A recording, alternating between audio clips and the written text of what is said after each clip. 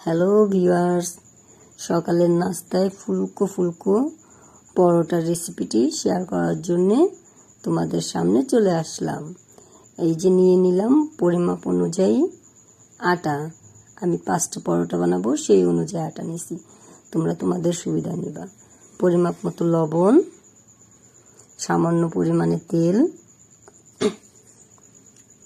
সবগুলো সুন্দর করে মিক্সড করলাম। অল্প অল্প করে পানি দিয়ে একটা সুন্দর ড্রো তৈরি করব। পানিটা একটু বেশি দিবে, একটু কম করে দিলে আটাটা শক্ত হয়ে যায়, পরোটা ভালো হয় না।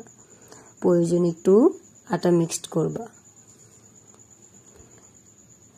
যখন ড্রোটা হালকা হয়ে যাবে তখন আবার একটু তেল দিয়ে ড্রোটাকে সুন্দর করে সফটভাবে তৈরি করে নেবে। এভাবে আটা তৈরি করলে পরোটা খুব সুন্দর নরম হবে। এখন ড্রোটা তৈরি, 5 থেকে 10 মিনিটের জন্য রেস্টে রেখে দেব।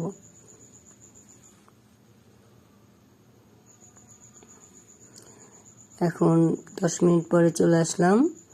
পরিমাপ অনুযায়ী আটা নিয়ে একটা পাতলা রুটি বেলে নিলাম।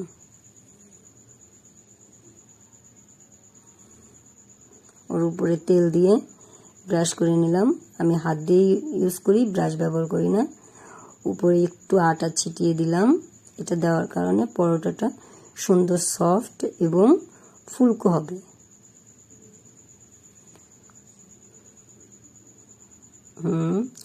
চার কোনা করে ভাঁজ করে নিলাম, 4টা ভাঁজ দিয়ে।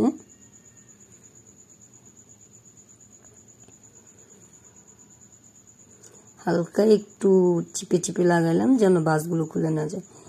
এভাবে আমি সবগুলো করে নিলাম।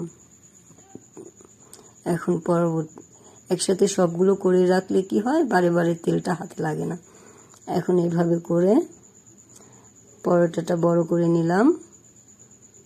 এদিকে আমার তাওয়াটা গরম হয়ে যাচ্ছে। গরম তাওয়ায় দিয়ে দিলাম পরোটা। হালকা করে দুই পিঠে হালকা করে ভেজে নিলাম। ভাজার পরে তেল দিয়ে দিচ্ছি। অতিরিক্ত ভাজবেন না, তাহলে তেলটা আগলা হয়ে যাবে, ভালো লাগবে না। দেখেন কি সুন্দর ফুলকো হয়েছে।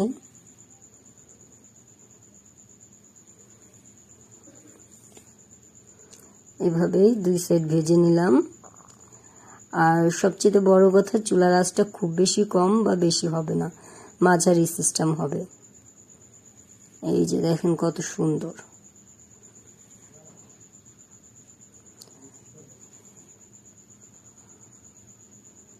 আমার পরোটা রেডি। একটা ডিম অমলেট করে নিলাম, তরকারি গরম দিলাম। এই যে খাবার রেডি। এরকম মজার মজার খাবারের রান্না পেতে সাথীস কিচেন 2.0 পাশেই থাকুন। Like, comment, subscribe please.